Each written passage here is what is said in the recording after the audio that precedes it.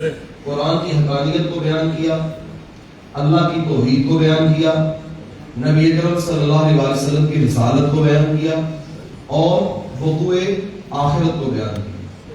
چونکہ مکے والے ان چار چیزوں کے منکر تھے شدید طور پر، اور یہ جو صورتیں مدینہ مکہ مکرمہ میں 86 صورتیں نازل ہوئی ہیں، ان کا مضمون یہی ہے۔ ان میں بتایا گیا کہ یہ قرآن اگر تم کہتے ہو کہ سچ نہیں تو پھر اس جیسی ایک صورت لا کے دکھا دو، اور جس رب کے بارے میں تم کہتے ہو کہ وہ خدا کہاں ہے نظر نہیں آتا، یا پھر ہم کیسے خدا کو مان لیں، انہیں بتایا گیا کہ وہی خدا ہے جس نے 1,24,000 نبی بھیجے اور اپنے پیارے مصطفیٰ کو بھی تاج نبوت عطا فرما کے دنیا میں بھیجا۔ پھر فرمایا کہ آپ کی رسالت کو نہیں مانتے اور یہ کہتے ہیں کہ آپ کس طرح رسول ہو گئے، ہم میں سے کوئی رسول ہونا چاہیے تھا۔ تو وہ سارے معجزات وہ قرآن کی صورت میں ہو یا معراج کی صورت میں ہو یا دیگر معجزات کی صورت میں ہو، ارشاد فرمایا کہ اگر تم یہ کہتے ہو کہ نبی آخر الزمان صلی اللہ علیہ وسلم نبی نہیں، تو پھر جو یہ کرتے ہیں وہ کر کے دکھا دو، تو جو وہ کرتے ہیں وہ تم کبھی کر سکتے نہیں۔ اور آخرت کے بارے میں ارشاد فرمایا، جب وہ کہتے تھے کہ یہ بوسیدہ ہڈیوں میں کیسے جان ڈالی جائے گی اور ان کو کیسے دوبارہ زندہ کیا جائے گا، تو اللہ فرماتا ہے جا بجا قرآن مجید میں یہ 25ویں پارے میں بھی خاص یہی مضمون ہے۔ فرمایا تم کہتے ہو خدا دوبارہ کس طرح اٹھائے گا، وہ جو پہلے بنا سکتا ہے وہ دوبارہ بھی اٹھا سکتا ہے۔ وہ بغیر مٹیریل کے جو انسان کو بنا سکتا ہے، اور جب ہڈیاں بھی نہیں تھی، جب گودا بھی نہیں تھا، پھر اس نے ہڈیاں بھی بنا دی، جان بھی ڈال دی، اب تو ہڈیاں موجود ہیں، ان میں جان ڈالنا تو کوئی مشکل بات ہی کوئی نہیں ہے۔ اس لیے فرمایا یہ چار چیزیں خاص طور پر مکی زندگی میں جو مضامین بیان کیے گئے ان کو اجاگر کیا گیا۔ اس پارے میں پہلی سورت ہے سورت الشورى۔ شورا کہتے ہیں مشورہ کرنے کو۔ اس میں ایک آیت مبارکہ میں خاص طور پر تذکرہ یہ کیا گیا کہ جب مسلمان کسی معاملے میں حد الامکان فیصلہ کرنا چاہے تو کوشش کریں کہ لوگوں کی رائے لیں، مشورہ کریں۔ اور حضور صلی اللہ علیہ وسلم کی سنت مبارکہ ہے، حضور نے فرمایا جس عمل میں مشورہ شامل ہو جائے اللہ اس میں برکت عطا فرما دیتا ہے۔ صاحب الرائے لوگوں کا مشورہ، کن کا؟ میں نے صاحب الرائے کا لفظ بولا، چلے میں اس کو آسان کر دیتا ہوں، کسی شعبے کے قابل لوگوں کا مشورہ۔ یہ نہیں ہے کہ ہر بندے کو اٹھا کے مشورہ دینا شروع کر دیا۔ اگر جو ہے وہ ایک دین کا طالب علم جو قرآن حدیث پڑھانے والا ہے، تو ڈاکٹر اپنے میڈیکلی کسی مسئلے کے اوپر بحث کریں گے تو کسی مولوی صاحب کو لا کے درمیان میں بٹھا دیں گے تو مشورہ ہو جائے گا؟ بولے اگر قرآن اور حدیث کے مطابق کوئی فیصلہ کرنا ہو اور دین کے مطابق عین کسی جو ہے وہ مسئلے کو حل کرنا ہو تو کسی انجینئر کو لا کے درمیان میں بٹھا دیں، جناب آپ مشورہ کر لیں تو مشورہ کامل ہو جائے گا۔ اس لیے کسی بھی شعبے کا کامل اور صاحب الرائے شخص جب ان کو بٹھایا جائے گا، ایک طرح کے دماغ مل کے بیٹھیں گے، اس کے تمام جزیات تمام کلیات کو دیکھیں گے، اس کے جو ہے وہ تمام پہلوؤں کو مد نظر رکھتے ہوئے پھر ان کے ساتھ فیصلہ کیا جائے گا۔ اللہ فرماتا ہے پھر اللہ اس مشورے میں برکت عطا فرما دے۔ اللہ اکبر۔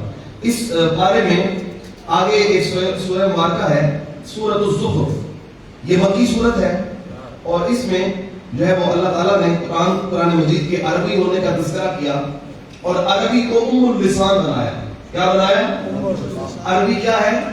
یعنی ساری زبانوں کی ماں ہے یہ عربی زبان۔ آج اس کے بعد دنیا میں انٹرنیشنل بہت ساری زبانیں جو ہے وہ پروان چڑھنے لگی اور بہت زیادہ جو ہے وہ اور قسم کی زبانیں منظر عام پر آ گئی، لیکن آپ اگر قواعد کو دیکھیں، ضوابط کو دیکھیں تو جو مقام عربی کو حاصل ہے وہ کسی اور کو حاصل نہیں ہے۔ اس وقت پوری دنیا میں انٹرنیشنل زبان تو انگلش ہی ہے، تو جب اس کی بھی فارمز بیان کرتے ہیں تو 3 طریقے کے ساتھ وہ فارم بیان کر کے ختم کر، مطلب جیسے میں غلط نہ پڑھ دوں، ماجد صاحب بیٹھے ہیں گاڈ گیون گو وینٹ گاڈ، اور فارمیں بیان کر کے تو علیحدہ ہو گئی۔ لیکن قرآن کی جو زبان ہے عربی زبان، ایک لفظ سے 72 فارمیں جب چلتی ہیں، 72 سیغے جب گھما کے آتے ہیں تو پھر اس کے ایک حرف میں بھی کہیں تبدیلی پیدا نہیں۔ مثال کے طور پر ایک لفظ ہے علم، جاننا، عین لام اور میم۔ اب انگلش کا میں نے آپ کو بتا دیا، گاڈ گیون، یا انہوں نے کہا گو اینڈ گاڈ، کہیں قاعدہ لگے گا کہیں نہیں لگے گا, کہیں کچھ ہوگا کہیں کچھ. قواعد اور ضوابط سے بھری ہوئی زبان ہے عربی زبان. اس میں ایک لفظ اگر 72 جگہ بھی گھومے گا تو اس کے جو حروف اصلیہ ہیں وہ کبھی ضائع ہو سکتے. مثال کے طور پر عین لام میم, یہ علم ہے, اگر اس کو ہم گھماتے جائیں تو پھر علم یعلم علما فهو عالم وعلم يعلم علما فذاك معلوم. لم يعلم لا يعلم لا يعلم لن يعلم لا يعلم لا يعلمن لا يعلمن لا يعلم لا يعلم. الامر منه علم بدون ليعلم يعلم والنهي لا تعلم لا تعلم لا يعلم. تو جہاں بھی یہ سارے کے سارے الفاظ گھومیں گے, ابھی میں نے یہاں بھی پڑھی ہے, آپ پریشان تو نہیں ہوگے جی, اور ابھی اس وقت تک بنتا نہیں جب تک قرآن کے سارے سیغے نہ پڑھے. الف سے لے کر یا تک, سورہ فاتحہ سے لے کر سورۃ الناس تک سارے سیغے جب نکالتے ہیں, راتوں کو جا کے محنت کرتے ہیں, تو کہیں جا کے پھر علماء کی جو ہے وہ سر کے اوپر عزت کی دستار عطا فرماتے ہیں. ایسا آسان کام یہ بھی نہیں ہے. تو اس لیے عربی کو ام اللسان کہا گیا, اور فرمایا کہ ہم نے قرآن کو عربی میں نازل کیا. اور پھر اس میں تذکرہ کیا, فرمایا کہ ہم نے ایک مبارک رات میں طے شدہ امور کو فرشتوں کو سپرد کیا. حضرت طاؤس رحمۃ اللہ تعالی علیہ فرماتے ہیں اس رات سے مراد شعبان المعظم کی 15ویں رات, یعنی جس کو ہم شب برات کہتے ہیں. اب کچھ لوگ کہتے ہیں شب برات کا تذکرہ ہی کوئی نہیں, شب برات کا تصور ہی کوئی نہیں. سنتے نا آپ یہ باتیں, کہیں یہ جب شعبان کے مہینہ آتا ہے تو پھر شروع ہو جاتے ہیں وہ ایک لسٹ بنا کر. حالانکہ قرآن مجید میں اس سورت کے آغاز میں اللہ تعالیٰ نے اس کا تذکرہ کیا, اور تابعی حضرت طاؤس یہ وہ ہیں جو حضرت عبداللہ ابن عباس کے شاگرد ہیں, اور حضرت عبداللہ ابن عباس وہ ہیں جو مصطفیٰ جان رحمت کے شاگرد ہیں صلی اللہ علیہ وسلم. فرمایا میری امت کے علم کا جو خزانہ ہے اللہ تعالیٰ نے ابن عباس کے سینے میں جمع فرما دیا. یہ وہ ابن عباس رضی اللہ تعالیٰ, ان کے شاگرد طاؤس کہتے ہیں اس میں شب برات کا تذکرہ ہے. اللہ اکبر. آگے اس بارے میں سورۃ الدخان کا ذکر ہے, سورۃ الجاثیہ کا ذکر ہے, اور پھر آگے جا کے الاحقاف کا ذکر ہے. اس میں 26ویں پارے کا آغاز ہوتا ہے. مضامین سارے وہی ہیں جو میں آپ کو بتا چکا, توحید, رسالت, آخرت اور قرآن مجید کی حقانیت. آگے آئیں تو اس سورت میں ایک مدنی سورت شروع ہوتی ہے جس کا نام ہے سورۃ محمد صلی اللہ. اس میں نبی اکرم صلی اللہ علیہ وسلم کا نام نامی اس میں گرامی ذکر کیا گیا, اس لیے اس سورت کا نام سورۃ المحمد ہے. ویسے قرآن مجید میں اللہ کے نبی علیہ السلام کا نام اور تذکرہ بڑی دفعہ کیا گیا, اشارے کے ساتھ, کنایے کے ساتھ.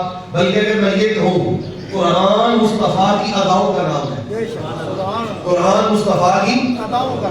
ویسے پچھلی ساری کتابیں اگر آپ دیکھیں الہامی, ایک دفعہ اللہ تعالیٰ جبریل کے ذریعے بھیج کے فرمایا یہ کتاب, یہ تورات ہے آ گئی, یہ زبور ہے آ گئی, یہ انجیل ہے آ گئی. پر قرآن یک بارگی نازل بلکہ 23 سال کے عرصے میں نازل کیا. وجہ کیا تھی؟ جیسے جیسے حالات واقعات بنتے گئے اللہ قرآن نازل فرماتا گیا. حضور مکے میں تھے تو مکے کے مطابق فرماتا گیا, ہجرت میں تھے تو ہجرت کے مطابق واقعات بیان فرمائے, مدینے میں آئے تو مدینے کے مطابق بیان فرمائے. کبھی جنگ میں ہوتے تو جنگ کا تذکرہ کر دیا, کبھی گھر میں ہوتے تو گھر کا تذکرہ کر دیا, کبھی حجرہ عائشہ میں ہوتے تو حجرہ عائشہ کا ذکر فرما دیا. اس لیے قرآن سارے کا سارا مصطفیٰ کی اداؤں کا نام صلی اللہ. پر حضور کا نام نامی اس میں گرامی قرآن مجید میں 4 مرتبہ ذکر کیا, جن میں ایک دفعہ جو ہے وہ اس سورت میں ہے سورۃ محمد کے اندر صلی اللہ علیہ وسلم. اس میں اللہ تعالیٰ نے ایمان والوں کی کامیابی کو بیان فرمایا اور کافروں کی ناکامی. فرمایا ایمان والا کامیاب ہے اگر دنیا میں اس کے پاس کوٹی بھی نہ ہو, کچھ بھی نہ ہو, اور اس کے پاس دولت ایمان ہے تو کائنات میں وہ سب سے امیر انسان ہے. اور اگر کافر ساری کائنات کی دولتیں جمع کر کے بھی بیٹھ جائے اور اس کائنات کی رنگینیوں میں کھو جائے, پھر بھی کوئی مول نہیں اس کا اگر اس کے سینے میں ایمان نہیں ہے. اس لیے اس سورۃ مبارکہ میں ایمان کی پہچان اور ایمان کی قدر اور اہمیت کو بیان فرمایا. فرمایا سب کچھ ہونے کے باوجود اگر ایمان نہیں تو کچھ بھی نہیں, اور اگر ایمان ہے تو پھر بظاہر کوئی شے نہ ہو, بس اللہ کی نظر میں وہ شخص کامیاب ہے. آگے اس بارے میں سورۃ الفتح ہے. اس کے مضامین میں کچھ تھوڑا سا میں آپ کے سامنے عرض کرتا ہوں. نبی اکرم صلی اللہ علیہ وسلم جب عمرہ کرنے کے لیے مدینہ منورہ سے روانہ ہوئے، یہ 8 ہجری کا واقعہ ہے۔ حضور صلی اللہ علیہ وسلم نے صحابہ کو حکم دیا، فرمایا صحابہ ہم چلتے ہیں اور عمرہ کرتے ہیں۔ احرام باندھ لیے، ہتھیار پاس نہیں تھے، جنگ کا ارادہ نہیں تھا۔ اب احرام باندھ کے کون سی جنگ کرنا تھی، اس لیے مسلمانوں نے احرام بھی باندھ لیے اور ہتھیار بھی رکھ دیے اور مکے کی طرف وقوف کیا۔ جب مکہ مکرمہ سے کچھ دور حدیبیہ کے مقام پر پہنچے تو کافروں کو، مکے کے لوگوں کو خبر ہوئی کہ مسلمان آ رہے ہیں، اور مسلمانوں کی تعداد تھی 1500۔ کتنی تعداد تھی؟ 1500۔ اب حدیبیہ کے مقام پر آ کے حضور نے پڑاؤ ڈالا، کافر بھی آ گئے ادھر سے، مکہ مکرمہ سے عقبہ بن مسعود اور دیگر لوگ ان کے سفیر بن کے آئے بات چیت کرنے۔ حضور صلی اللہ علیہ وسلم نے ارشاد فرمایا کہ ہم جنگ کا ارادہ لے کر نہیں آئے، دیکھو ہمارے پاس تو تلواریں بھی نہیں ہیں، ہتھیار بھی نہیں ہیں، اگر لڑنے کے لیے آتے تو ہتھیار لے کر آتے، اس لیے ہمارا مقصد صرف عمرہ کرنا ہے، ہم عمرہ کریں گے اور واپس چلے جائیں گے۔ اب انہوں نے کہا کہ ہم اپنے لوگوں کو جا کے خبر دیتے ہیں، جو فیصلہ ہوگا ہم آپ کو بتائیں گے۔ اتنے میں حضور صلی اللہ علیہ وسلم نے حضرت عثمان غنی رضی اللہ تعالیٰ عنہ اپنا سفیر بنا کر مکے میں بھیجا۔ سبحان اللہ، اپنی جگہ سفیر کا معنی سمجھتے ہیں، حضور نے اپنا نائب بنا کر عثمان غنی کو بھیجا رضی اللہ تعالیٰ۔ جب وہاں پہنچے حضرت عثمان غنی رضی اللہ تعالیٰ نے فرمایا کہ لوگوں میں اللہ کے نبی کا بھیجا ہوا ہوں اور پیغام یہ لے کر آیا ہوں، ہم لڑنے نہیں آئے، کسی قسم کی جنگ کرنے نہیں آئے، ہم صرف عمرہ کرنے آئے ہیں، عمرہ کریں گے تو اسی طرح واپس چلے جائیں، تو ہمیں عمرہ کرنے دیا جائے، ہمیں روکا نہ جائے، کسی جنگ کا پیش خیمہ نہ بنایا جائے۔ لوگوں نے کہا عثمان یہ کعبۃ اللہ ہے اور تم بڑے شریف النفس ہو اور عالی شان کے مالک ہو، تم چاہو تو یہاں طواف کر سکتے ہو، عمرہ کر سکتے ہو، صحیح کر سکتے ہو، کچھ بھی کر سکتے ہو، پر تمہارے نبی کو آنے کی اجازت۔ حضرت عثمان غنی نے کہا کہ تم نے بھی کیا بات کر دی ہے، اگر میرا محبوب عمرہ نہیں کرے گا تو عثمان بھی عمرہ نہیں کرے گا، اگر تم مجھے کہہ رہے ہو پھر میں کیا کروں گا عمرہ کر کے اگر میرے نبی نے نہیں کرنا؟ تو کہا میں اس کے لیے تیار نہیں۔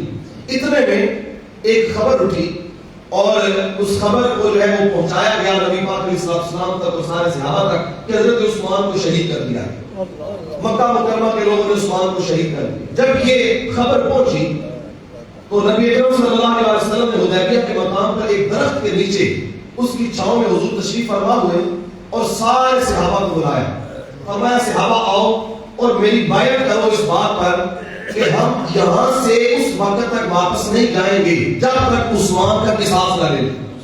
اگرچہ ہم لڑنے نہیں آئے، پر جب مسلمان لڑنے پہ آ جائے تو اقبال نے کہا تھا کہ ٹل نہ سکتے تھے اگر جنگ میں اڑ جاتے تھے، پاؤں شیروں کے بھی میدان سے اکھڑ جاتے تھے، تجھ سے شرط سرکش ہوا کوئی تو بگڑ جاتے تھے، تیل کیا چیز ہے ہم تو توپ سے لڑ جاتے تھے، نقش توحید کا سینے پہ بٹھایا ہم نے، زیر خنجر بھی یہ پیغام سنایا ہم نے، تو ہی کہہ دے کہ اکھاڑا بن خیبر کس نے اور شہر کیسر کا جو تھا اس کو کیا سر کس نے ٹھنڈا کیا آتش کرائے ایران کو، کس نے پھر زندہ کیا تذکرائے یزدان کو، کون سی قوم فقط تیری طلبگار ہوئی اور تیرے لیے زحمت کشے بیکار ہوئی، کس کی شمشیر جہانگیر جہاندار ہوئی، کس کی ہیبت سے سرم سہمے ہوئے رہتے تھے، منہ کے بل گرتے ہوئے اللہ احد کہتے تھے۔ اگرچہ تلواریں لے کر نہیں آئے، پر اگر مصطفیٰ کہہ دیں کہ عثمان کا بدلہ لے کے جائیں گے تو صحابہ نے کہا یا رسول اللہ آپ کے ہاتھ پہ بیعت کرتے ہیں، اس وقت تک یا مر جائیں گے یا مار دیں گے، پر عثمان کا بدلہ لیے بغیر واپس جانے والے۔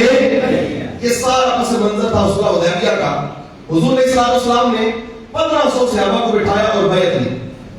جب 1500 کی بیعت مکمل ہو گئی نا، یہاں رک کے ایک بات کرنا چاہتا ہوں، اس سارے واقعے میں آج کل نا کچھ لوگ اس میں سے دلیل نکالتے ہیں، کہتے ہیں دیکھیں آپ جو کہتے ہیں کہ اللہ کے نبی کو علم غیب ہے، تو اگر اللہ کے نبی کو علم غیب ہوتا ان کو پتہ نہ ہوتا کہ عثمان کو شہید نہیں کیا گیا ہوتے؟ یہ محض افواہ ہے، محض افواہ کی بنیاد پر 1500 صحابہ سے بیعت لے لی۔ اگر انہیں پتہ ہوتا کہ عثمان جو ہے وہ نہیں شہید کیے گئے تو بیعت کیوں لیتے؟ لیکن اسی میں اس بات کا جواب میں آپ کو دینے لگا ہوں کہ محبوب کو اللہ نے علم کے سارے خزانے عطا فرمائے۔ حضور نے جب 1500 صحابہ کی بیعت لے لی نا تو آخر میں حضور صلی اللہ علیہ وسلم نے اپنے ہاتھ مبارک کو نیچے رکھا اور ایسے اپنے دائیں ہاتھ کو اوپر رکھا اور فرمایا میں نے سب تم کی بیعت تو لے لی پر اب میں اس ہاتھ سے عثمان کی بیعت لوں گا. فرمایا یہ ہاتھ اب عثمان کا ہاتھ ہے میرا نہیں, یہ ہاتھ عثمان کا ہے یہ میرا ہے. فرمایا یوں ہاتھ رکھے جس بات پر تم سے بیعت لے رہا ہوں اس بات پر عثمان سے بھی بیعت ہے. یہ حدیث کی ساری کتابوں میں موجود ہے. اگر کوئی شخص اعتراض کرے کہ حضور کو پتہ نہیں تھا, علم نہیں تھا کہ حضور بیعت لیتے رہے, تو بتانا ذرا بیعت جب لی جائے تو زندہ سے لی جاتی ہے کہ مردہ سے لی جاتی ہے؟ زندہ سے لی جاتی ہے نا. اس لیے حضور جب عثمان کی بیعت اپنے ہاتھوں سے لے رہے ہیں اس بات کا اعلان کر رہے ہیں کہ وہ افواہیں اڑا رہے ہیں اور اللہ کے نبی کو پتہ ہے میرا عثمان نبی کی صحیح سلامت موجود ہے. یہ جذبوں کا جہان تھا, ایک حکمت تھی. اور پھر جن لوگوں نے اس درخت کے نیچے بیٹھ کے بیعت کی, اللہ تعالیٰ نے ان کا تذکرہ اس سورت میں کیا. وَمَن لَقَدْ رَضِيَ اللَّهُ عَنِ الْمُؤْمِنِينَ إِذْ يُبَايِعُونَكَ تَحْتَ الشَّجَرَةِ. فرمایا میرے محبوب یہ جتنے لوگوں نے درخت کے نیچے بیٹھ کے آپ کی بیعت کی ہے اللہ تعالیٰ آج ان سے راضی ہو گیا ہے, رضا عطا فرما دی. اور جس سے اللہ راضی ہو جائے اس کے بارے میں کسی قسم کا لفظ کہا جا سکتا ہے؟ یہ وہ بندہ سوچتے کہ میں رضی اللہ عنہ, اللہ ان سے راضی ہو گیا. پھر حضرت عثمان غنی رضی اللہ تعالیٰ واپس آئے اور ایک معاہدے کی پیش قدمی ہوئی اور کفار مکہ نے کہا کہ آپ ہمارے ساتھ معاہدہ کریں اور معاہدہ کر کے واپس چلے جائیں. حضور صلی اللہ علیہ وسلم نے فرمایا آؤ معاہدہ کرو. معاہدے کے لیے آئے. اب صلح نامہ حدیبیہ اسے کہا جاتا ہے. صلح نامے کے لیے بیٹھے, سب سے پہلی شرط انہوں نے یہ رکھی کہ آپ اس سال عمرہ نہیں کریں گے, اگلے سال آپ آئے عمرہ قضا کر کے تو واپس چلے جائیں, ابھی آپ کو یہیں سے واپس جانا ہوگا. صحابہ نے کہا حضور ہم نے تو احرام باندھا ہے. تو حضور نے فرمایا کہ تم خاموش ہو کے بیٹھ جاؤ, اللہ کا نبی جب فیصلہ کرتا ہے تو اللہ کے حکم سے کرتا ہے, تو ایک خاموش ہو کے بیٹھ کے کام کرو. اب معاہدہ لکھا جانے لگا. سب سے پہلے اوپر لکھا گیا کہ کس کی طرف سے معاہدہ ہے اور دونوں فریقوں کے نام لکھے جانے لگے. اور معاہدہ لکھنے والی جو شخصیت ہے اس کا نام علی المرتضی شیر خدا ہے رضی اللہ تعالی. تو میں اکتب یا علی, تو میں علی لکھو ذرا معاہدہ. معاہدہ لکھا جانے لگا من محمد رسول اللہ الى سراجید المکہ. کہا کہ یہ پیغام ہے محمد رسول اللہ صلی اللہ علیہ وسلم کی طرف سے سراجید قریش کی طرف یہ معاہدہ ہے. عروہ بن مسعود بولا, اس نے کہا نا ہم آپ کو محمد رسول اللہ مانتے ہی نہیں. اگر ہم آپ کو محمد رسول اللہ مانیں تو جھگڑا ہی کوئی نہیں. اب آپ اللہ کا رسول مان لیں تو بات ختم ہو جاتی ہے. اس لیے معاہدے پر لکھا جائے گا محمد بن عبداللہ. ہم آپ کو محمد بن عبداللہ مانتے ہیں, محمد رسول اللہ. حضور فرمایا ٹھیک ہے. تو میں ہو یا علی, علی کے مٹا دو, محمد رسول اللہ مٹا دو, محمد بن عبداللہ لکھ دو. حضرت مولا علی شریف خدا رضی اللہ تعالیٰ فرمایا لا امحو کا ابدا. حضور نام آپ کا ہو علی مٹا دے کہ قیامت تک نہیں ہو سکتا. حضور جب آپ کا نام لکھا گیا ہے, یہاں علماء نے باقاعدہ لکھا ہے, کہتے ہیں الامر فوق الادب. جو حکم ہوتا ہے یہ ادب سے اوپر ہوتا ہے, یعنی ادب سے اوپر اگر حکم آ جائے تو ادب چھوڑ دیا جاتا ہے حکم کو. اور مولا علی شریف خدا نے ادب کے باب میں یہ کلیہ بیوٹا کر کے دکھا دیا. فرمایا کہ حکم ہے لیکن یہ نام مصطفیٰ کا ہے اور لا امحو کا ابدا. حضور صرف آج علی نہیں, قیامت تک جو علی کا نام بھی لینے والا ہوگا وہ بھی آپ کا نام نہیں مٹا سکے گا. حضور نے خود اپنے دست مبارک سے اس نام کو مٹایا اور فرمایا محمد بن عبداللہ لکھو. لکھا گیا معاہدہ سارے کا سارا. اس میں کچھ شکیں سخت قسم کی لکھی گئی. پہلے شک جو مسلمانوں کو گوارا نہیں تھی وہ یہ تھی کہ آپ نے اس سال عمرہ نہیں کرنا, اگلے سال کرنا. پہلی بات. دوسری بات کہا گیا کہ جس قبیلے سے تمہاری صلح ہوگی ہماری بھی صلح ہوگی, جس سے تمہاری جنگ ہوگی ہماری بھی جنگ ہوگی. شک لکھی گئی. تیسری بات فرمایا کہ اس میں شک یہ لکھی گئی اگر کوئی شخص مسلمان ہو کے مکے سے مدینے آنا چاہے تو مکے والے اسے آنے نہیں دیں گے, اور اگر کوئی مدینے سے مکے واپس آنا چاہے تو مدینے والے اسے نہیں روکیں گے, وہ مکے آ سکے. اب یہ بظاہر بڑی سخت شک تھی. جب یہ بات ہوئی تو حضرت فاروق اعظم حضور کی بارگاہ میں آئے. یا رسول اللہ صلی اللہ علیہ وسلم, حضور کیا ہم سچے نہیں؟ حضور میں سچے ہیں. کیا ہمارا قرآن سچا نہیں؟ ہمیں سچا ہے. کیا آپ اللہ کے سچے نبی نہیں؟ تو فرمایا کہ اللہ کا سچا نبی ہوں, تم کیوں کہہ رہے ہو؟ حضرت فاروق اعظم فرمایا حضور اگر ہم سچے ہیں تو ہم اتنا ان کی بات ساری مان کر کیوں معاہدہ کر رہے ہیں کہ اگر یہاں سے کوئی مدینے جانا چاہے تو وہ نہیں جا سکتا، مدینے سے کوئی آنا چاہے تو آ سکتا ہے، یہ کیا بات ہوئی؟ معاہدہ تو برابری پر ہونا چاہیے۔ تو حضور صلی اللہ علیہ وسلم نے فرمایا عمر ذرا تم خاموشی اختیار کرو، ابھی جبریل کا انتظار کرو۔ اور جبریل جب آئے نا اس معاہدے کے بارے میں خبر لے کر، تو اس سورۃ فتح کے پہلی آیت کو نازل فرمایا، اِنَّا فَتَحْنَا لَكَ فَتْحًا مُبِينًا۔ معقول صحابہ کو یہ لگتا ہے کہ بڑا کمزور معاہدہ کر رہے ہیں، پر اسی معاہدے کے تناظر میں میں خدا ہو کے وعدہ کرتا ہوں ہم نے اسی کے ذریعے سے آپ کو کھلی فتح عطا فرما دی، کھلی فتح نازل ہو گئی۔ اور یہ کچھ آیات کہاں نازل ہوئی؟ پھر مدینہ منورہ میں حضور واپس جا رہے تھے تو وہاں پر جا کے پوری سورۃ الفتح اللہ تعالیٰ نے جبریل کے ذریعے سے نازل فرمائی۔ یہ جو لوگ مدینہ منورہ گئے ہیں اللہ کرے وہ پھر جائیں، اور جو نہیں گئے وہ جلدی چلے جائیں۔ تو آپ دیکھیں گے کہ جہاں میدان احزاب ہے اور وہاں 7 مساجد کے پاس ایک مسجد ہے جس کا نام بھی مسجد فتح ہے، وہاں پر حضور صلی اللہ علیہ وسلم بیٹھے ہوئے تھے تو جبریل امین کی صورت لے کے وہاں نازل ہوئی، اور اسی مسجد میں پہنچا تو میں اسی جگہ پر اس کو تلاش کر کے وہاں نفل پڑھتا رہا، وہ جگہ کہاں ہے جہاں میرے خدا نے قرآن مجید میں مسلمانوں کو فتح کی بشارت عطا فرمائی۔ اللہ اکبر۔ یہ سارے کا سارا پس منظر سورہ فتح کا تھا، اور اس میں اللہ تعالیٰ نے بشارت دے دی۔ اور ہوا اس طرح کہ جب معاہدہ ہو گیا مسلمانوں نے پھر 4 دام عالم میں اسلام کے پیغام بھیجے، دوسرے ممالک میں بادشاہوں کو خط لکھے حضور نے، اور فرمایا السلام علی من اتبع الہدی، فرمایا تم بادشاہ ضرور ہو پر سوچ لو سمجھ لو اب اللہ کا نبی دنیا پہ آ گیا، اب سلامتی وہی پائے گا جو محمد مصطفیٰ کے دامن سے جڑ جائے صلی اللہ علیہ وآلہ وسلم۔ آگے سورۃ الحجرات کا ذکر ہے۔ سورۃ الحجرات یہ بھی مدنی سورت ہے، مدینہ منورہ میں نازل ہوئی۔ حجرات عربی میں کہتے ہیں حجروں، یہ حجرے کی جمع ہے، اور حجرے سے مراد حضور صلی اللہ علیہ وسلم کا حجرہ ہے۔ ایک دن بنو تمیم کا ایک لشکر آیا اور وفد آ کے حضور صلی اللہ علیہ وسلم سے ملنا چاہتا تھا، تو نبی پاک علیہ السلام دوپہر کے وقت قیلولہ فرما رہے تھے اپنے حجرہ منورہ میں۔ انہوں نے آپ کے باہر سے آوازیں دینا چاہی، یا محمد عمرنا، انتظار نہیں کیا حضور کا، بلکہ حضور صلی اللہ علیہ وسلم کی آرام میں نیند میں خلل ڈالا، اے محمد نبی صلی اللہ علیہ وسلم ہماری بات سنیں، آگے باہر آئے۔ اللہ کے نبی صلی اللہ علیہ وسلم جب باہر آئے نا، اللہ کو یہ بات ذرا پسند نہ آئی، فرمایا میرے محبوب یہ کون ہوتے ہیں آپ کو باہر کھڑے ہو کے آوازیں دینے والے؟ اگر یہ باہر کھڑے ہو کے صبر کرتے اللہ ان کے لیے بہتری فرما دیتا، لیکن جو آپ کو باہر کھڑے ہو کے آوازیں دے رہے ہیں یہ تو بے وقوف ہے، یہ تو عقل ہی نہیں رکھتے سچے مسلمان۔ اور اگر حضور کا ادب نہیں ہے تو اللہ ان کو عقل والا اکثرهم لا یعقلون، ہمیں یکسر کہے وہ عقل نہیں رکھتے جو آپ کو آوازیں دے رہے ہیں۔ ہونا یہ چاہیے تھا مصطفیٰ آرام فرما رہے ہیں، یہ باہر کوئی بھی اپنا کام لے کر آگے انتظار کرتے، اللہ کا نبی خود تشریف لاتا اور ان کی بات کو سن لیتا، یہ ادب سکھایا۔ پھر آگے تذکرہ کیا، فرمایا ایمان والو اللہ اس کے رسول سے آگے نہ بڑھنا، جو کام اللہ اس کے رسول نے نہیں کیا وہ تمہیں کرنے کی اجازت۔ کچھ لوگوں نے یوم شک کا روزہ رکھا، یہ رمضان آتا ہے، شعبان کی جو 29ویں رات ہوتی ہے اس رات چاند دیکھا جاتا ہے کہ رمضان کا چاند نظر آیا یا نہیں آیا۔ حضور نے فرمایا اگر چاند نظر آ جائے تو روزہ رکھ لو، اگر چاند نظر نہیں آیا تو روزہ اسے، اگر جو 30 شعبان کا روزہ ہے اسے کہتے ہیں یوم شک کا روزہ۔ صحابہ نے چاند دیکھا، چاند نظر نہ آیا، لیکن کچھ لوگوں نے یوم شک کا روزہ رکھ لیا اور حضور نے نہ رکھا۔ جب صبح مسجد میں آئے تو اللہ تعالیٰ نے آیت نازل فرما دی، یا ایھا الذین آمنوا لا تقدموا بین یدی اللہ ورسولہ، اے ایمان والو جب میرے نبی نے روزہ نہیں رکھا تو تم نے کیوں رکھا؟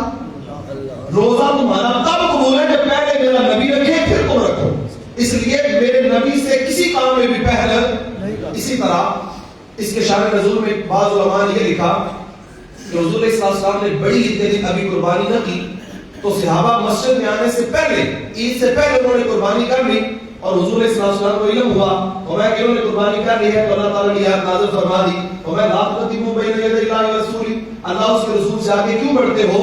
اس لیے اگر میرے نبی نے قربانی نہیں کی تو تم کون ہوتے ہو قربانی کرنے والے؟ اس لیے اب واپس جاؤ، جو جانور قربان کر دیے وہ ختم ہو گئے، اب دوبارہ نئے سرے سے جانور لو پھر قربان کرو، پھر اللہ قبول فرمائے گا۔ محبوب کے بارے میں خدا کو اتنا بھی گوارا، یہ حضور صلی اللہ علیہ وسلم کی عزت و شان کی ساری سورہ مبارکہ۔ پھر کہا ایمان والو میرے نبی کی آواز سے آواز بلند نہ کر، اور اگر تم نے آواز بلند کی تو پھر کیا ہوگا؟ ان تحبط اعمالکم وانتم لا تشعرون، میں تمہارے اعمال ضائع کر دیے جائیں گے، تمہیں پتہ بھی نہیں چلے گا۔ آج بھی یہی حکم ہے، کہ حضور کے روضہ انور پہ جائیں تو آواز اونچی نہ ہونے پائے. وہ کیا کسی نے کہا تھا ادب گاہ زیر آسماں از عرش نازل طرف نفس گم کردہ مینار جنید و بایزیدی جا.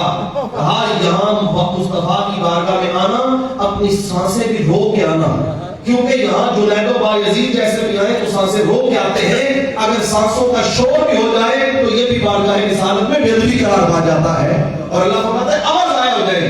یہاں ایک بات میں کرنا چاہوں گا, حضور کے روضہ انور کے پاس جو مسلمان حاضر ہوتے ہیں بخاری شریف کے سامنے میں نے خود دیکھا کہ لوگ اونچی اونچی آواز میں گفتگو, ویڈیو کال بلائی ہے, میں زیارت کروا رہا ہوں, میں فلاں کروا رہا ہوں, وہاں جا کر بھی دکھاوے کا عنصر جو ہے وہ باز نہیں آتا.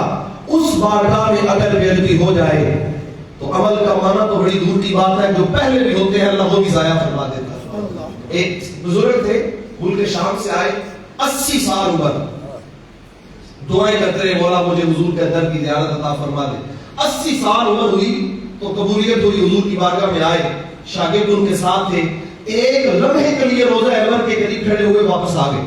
شاگردوں نے کہا حضرت ساری زندگی آپ کو روتے ہوئے دعائیں کرتے ہوئے دیکھا ہے, آج جب یہاں آئے ہیں تو چند لمحے رکے بھی نہیں, ایک لمحہ ٹھہرے اور واپس آ گئے. تو وہ کہنے لگے کہ یار میں کیا کرتا, جتنی دیر میرا سانس رک سکا میں حضور کی بارگاہ میں کھڑا ہو گیا, اور جب سانس چلنا بند ہو گیا, سانس رکنا بند ہو گیا, یہ سانس چل رہا تھا, تو میں نے سمجھ لیا یہ جو سانسوں کا شور ہے یہ بھی حضور کی بارگاہ میں بے ادبی قرار پاتا ہے.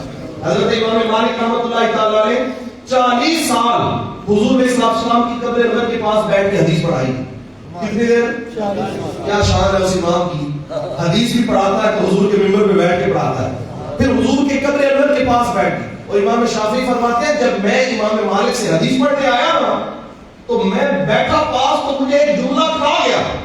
میں ایک جملہ سنا, میں نے کہا میں اس شخص کی ساری زندگی نوکری کروں گا, یہ کیا حضور کی محبت سینے میں رکھتا ہے. وہ جملہ کیا تھا؟ سارے محدث جب حدیث بیان کرتے ہیں تو کہتے ہیں قال قال رسول اللہ, قال نبی صلی اللہ علیہ وسلم. اور جب امام مالک رحمۃ اللہ تعالیٰ علیہ حضور علیہ السلام کے حدیث بیان کرتے تھے تو یہ نہیں تھے کہتے قال قال رسول اللہ, یہ کہتے قال قال صاحب هذا المزار, اس قبر انور والی شخصیت نے ارشاد فرمایا ہے. کہتے ایک جملہ میں نے سنا, میں نے کہا قربان ساری زندگی نوکری پہ وار دی. یہ اس جملے کے اوپر یہ آواز پیدا ہوئی نا, کاغذ ورق الٹنے کی, 40 سال میں کبھی ورق نہیں الٹنے دیا. امام مالک نے مدینہ منورہ کی اتنی عزت کی, اتنا ادب کیا, ایک دفعہ قضائے حاجت کے لیے مدینے کی سرزمین پر نہیں بیٹھے, باہر نکلتے قضائے حاجت کرتے واپس مدینے میں آ جاتے. زندگی میں ایک حج کیا, باقی کبھی حج کے لیے مکے بھی نہیں گئے. اگر میں ایسا نہ ہو مدینے سے نکلوں اور مجھے موت آ جائے, اس لیے میرا دل یہ چاہتا ہے مجھے موت بھی آئے تو مدینے میں آئے.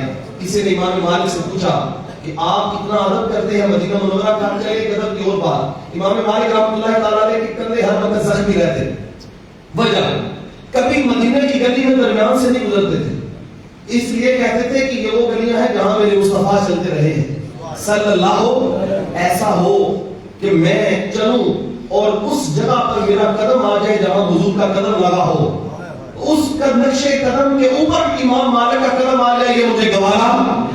گلی کے بالکل سائڈ پہ اپنی کندھوں کو جو ہے وہ دیواروں سے لگا کے چلتے, کندھے زخمی رہتے, اتنا ادب, اتنی محبت. کسی نے امام مالک سے پوچھا کہ آپ مدینے کا اتنا ادب کرتے ہیں اور اس بارگاہ کا اتنا ادب کرتے ہیں, تو کبھی حضور نے اپنا فضل فرمایا, کبھی دیدار بھی عطا فرمایا. تو امام مالک نے جو جملہ کہا نا, آپ کی تھکاوٹ دور کر دے گا اور آپ کی نیندیں اچاٹ ہو جائیں گی اور یہ جملہ دلوں میں بس جائے گا. امام مالک نے کہا ما بتو الا رأیت رسول اللہ صلی اللہ علیہ وسلم. اور میں سوال کرنے والے تم نے کیا پوچھا ہے, میری زندگی کی کوئی ایک رات بھی ایسی نہیں جب میں سویا ہوں اور حضور نے مجھے اپنا دیدار عطا فرمایا. تو حضور کا ادب کرے پھر اللہ کے نبی سے نوازتے بھی تو ہے. میں اس بارگاہ میں آواز بھی بلند. پھر آگے کچھ معاشرتی باتوں کا بیان کیا اس میں, اور فرمایا ایمان والو, جب کوئی غیر معتمد شخص جو قابل اعتبار نہ ہو خبر لے کر آئے تو پہلے اس کی تصدیق کرو, پھر رد عمل کرو. ایکشن کا ریئیکشن تب کرو جب بات کرنے والا مکمل طور پر اعتماد سے کرے, اور جب غیر معتمد ہو, اعتماد نہ کیا جا سکتا ہو, تو صرف سنی سنائی بات کے اوپر عمل. حضور کے حدیث پاک نے فرمایا کسی شخص کے جھوٹا ہونے کے لیے یہ بات کافی ہے کہ وہ بات کو سن سنا کے آگے پہنچا دے, تصدیق نہ کرے. اس لیے تصدیق کرنے کا بڑا حکم ہے. اس پہ واضح طور پر ارشاد فرمایا کہ اگر کوئی شخص غیر معتمد ہو, اعتبار والا نہ ہو, جب خبر لے کر آئے تو پہلے صحیح طرح تصدیق کرو, پھر اس کا رد عمل دو. ورنہ ایسا نہ ہو کہ تم اس کی بات سن کے رد عمل دے دو, بعد میں بات غلط ثابت ہو اور تمہیں نادم ہونا پڑ جائے. پھر آگے فرمایا ایمان والو جاسوسی نہ کرو, لوگوں کے معاملات میں ٹو نہ لگاؤ, اپنے من میں ڈوبو, اپنے معاملات کو ٹھیک کرو. دوسروں کے بارے میں چکر لگانا, یہ کیا کرتا ہے, یہ کیا کرتا ہے, یہ کہاں سے کھاتا ہے, یہ کہاں سے کماتا ہے, یہ کوئی اچھا طریقہ ہے؟ بولے گھٹیا لوگوں کا یہ کام ہوتا ہے کسی کے بارے میں, اس کو کہاں سے آ رہے ہیں, یہ کہاں سے کما رہا ہے, اس کو فلاں جگہ سے بھی آتے ہیں, فلاں جگہ سے بھی آتے ہیں, فلاں جگہ سے بھی. گھٹیا لوگوں کا یہ کام ہے. اور جو اعلیٰ صفت, اعلیٰ مزاج لوگ ہوتے ہیں, اپنے آپ میں مگن ہوتے ہیں, وہ کسی کی جاسوسی کرتے ہیں. جاسوسی نہ کرو کسی, اور غیبت بھی نہ کرو. اور فرمایا اگر تم غیبت کرو گے تو اسی طرح ہے جس طرح تم اپنے مردہ بھائی کا گوشت کھا رہے ہو, لہذا تم اس کو ناپسند کرو گے. اللہ تعالیٰ نے تمہیں دولت ایمان عطا فرمائی ہے تو پھر کسی ایمان کے لے کر دنیا سے چلے جاؤ, یہی تمہارے لیے بہتری کی ضمانت ہے. پھر فرمایا ایمان والو اپنے آپ کو مسلمان کہو, ایمان والا نہ کہو. وقل اسلم, کہا کہ تم مسلمان کہہ دو اپنے آپ کو ایمان والا. قل لم تؤمنوا ولكن قولوا اسلمنا, مسلمان میں اور ایمان میں کیا فرق ہوتا ہے؟ ایک مسئلہ چھوٹا سا, اس کی وضاحت بہت لمبی ہے, میں صرف 2 جملوں میں ختم کر کے بات سمیٹتا ہوں. ایمان اور اسلام, ایمان تصدیق قلبی کا نام ہے, ایمان کس کا نام ہے, اور اسلام اقرار باللسان کا نام ہے. جب دونوں چیزیں پائی جائیں تو پھر کامل ایمان والا بنتا ہے.